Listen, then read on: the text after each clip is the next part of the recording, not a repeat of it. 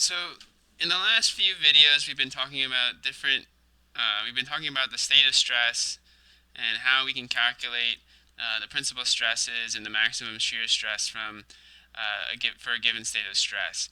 Um, in this video, we're going to talk about how we can determine whether or not a given state of stress is in equilibrium or not.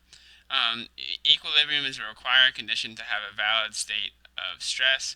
So what we have drawn in this figure here is we have our stress element. So we have all of our normal stresses within the element and all of our shear stresses within the element. But the one thing that's been added to this element is something called a body force, which is the force or volume acting on the whole body. So you can think of this as being the force of gravity, or you can think of it as like magnetic forces, or basically forces that act across the whole element. Okay, so these are forces per unit volume, Fx, and they can have three components: Fx, Fy, and Fz.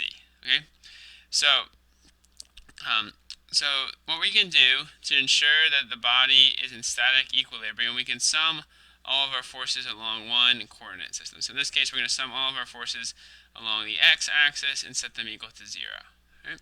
So we're going to have some forces that are going along the positive x-axis here, and those are going to be our normal force along the x-axis, sigma x plus delta sigma x dx delta x, our tau yx term on the top face, and then on the front face, we're going to have tau zx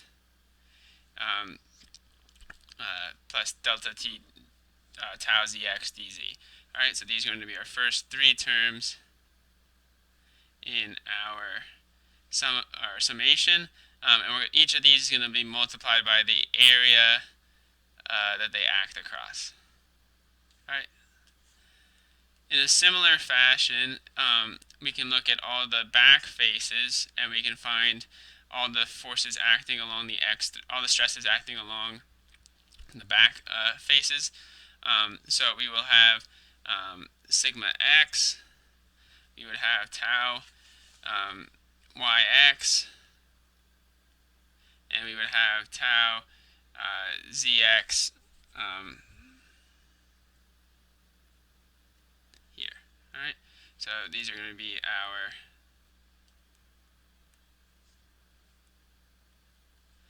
other three stresses. And each of these is also multiplied by the area of the element that they act across. Alright, and then our last force that we have to account for is the body force that acts along the x-axis.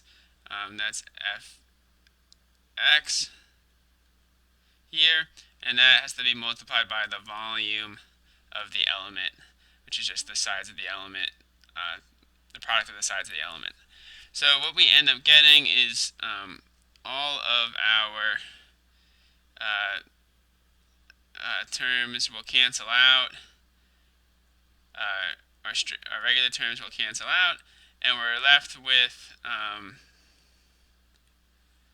just our delta terms. So what we end up getting, or as our simplified equations, ends up being delta sigma x dx plus delta tau yx dy plus delta tau zx dz plus our body force along the x direction times delta x, delta y, and delta z, and set that equal to 0.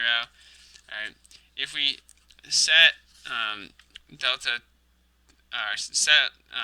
yx equal to tau xy, and we then divide by the product of all the sides of our elements, what we end up getting is we get that d sigma x dx plus delta tau xy dy plus delta tau zx dz plus the volume force along the x direction must be equal to 0 for equilibrium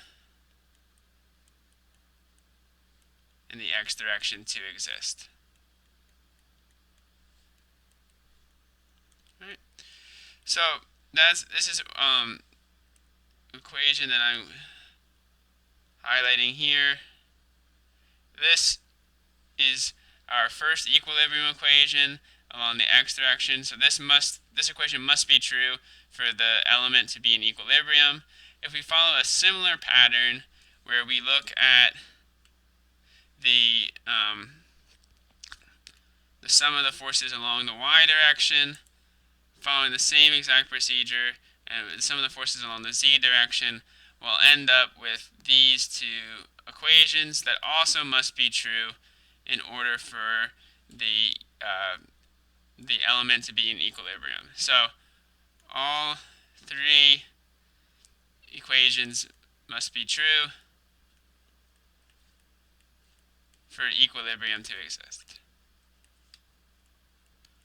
For stress element to be in equilibrium.